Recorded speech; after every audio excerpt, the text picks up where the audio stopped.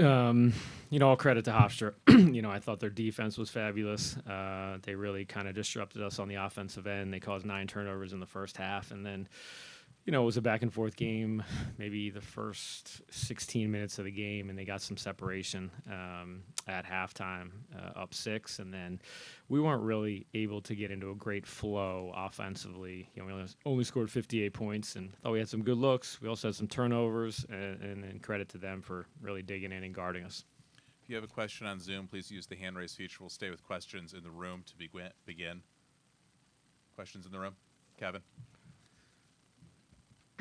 Kevin Chesley at DelawareLawn.com. Martin, obviously the turnovers were a key factor for you guys. How did they kind of undermine what you wanted to try to get going offensively, knowing you were going to have to score well tonight? Yeah, I mean, they're a very good defensive team. Carlos sets the tone on the point, and then they get up India. They're active. I thought they were really active with their hands, trying to get deflections and swiping. We had a couple careless ones. We had a couple ones where we're being aggressive, and we just turned it over. And I just think we needed to do a better job of staying poised in the moment, and just being strong with the basketball. I think that those turnovers allowed them to get out and transition a little bit and get some easy stuff when we were, executing, and then we had a turnover, executing and turnover, and we just need to be sharper with the basketball. Questions in the room?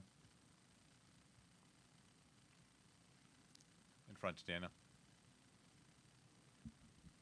Coach, offensively, like you said, first 16 minutes, really opening minutes of the game, saw Gerald attacking the basket and being able to step outside and hit shots as well.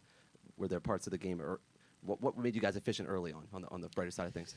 Yeah, I mean, I think we were trusting our offense and our flow. Our spacing was good. And then, I thought there's possessions where we were getting a little crowded and jammed up, and we weren't able to take advantage of kind of how they were guarding the ball screen.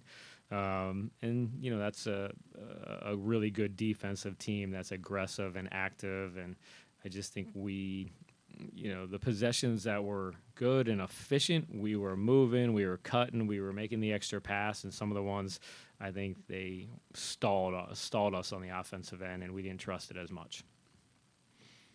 Bryce, and then Kevin.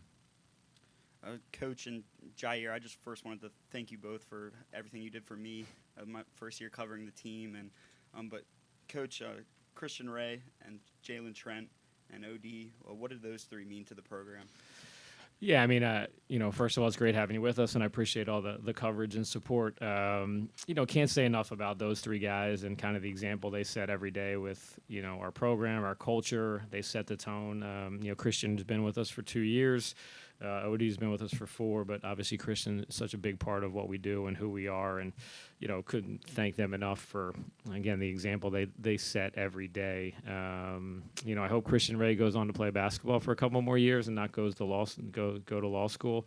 OD's engineer. He's got great opportunities ahead of him, and I'd love for Jalen Trent to be able to continue to play basketball. But I think the finality of this always stings because this group really believed we could come down here and play for a championship, to win a championship. But we'll get a chance to kind of step back and spend some time with those guys and obviously thank them again on behalf of our staff, our program, everything they've done for us. And I know their teammates feel the same way.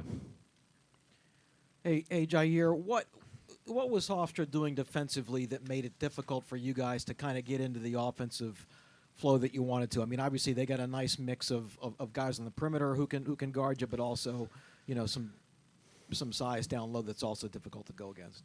No, I always think it's more so us. There's definitely some things we could have done better in terms of taking care of the ball and trusting our offense a little better. They definitely switch coverages up a little bit. They do a good job. They're a very well-coached team. But at the end of the day, we're the ones out there. So, we could have made more plays tonight. Daniel.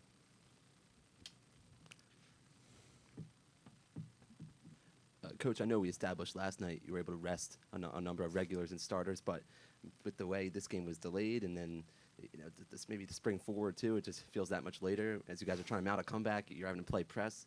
I'm not trying to set you up for any excuses, but does fatigue play anything into that kind of second half of things? I don't think so.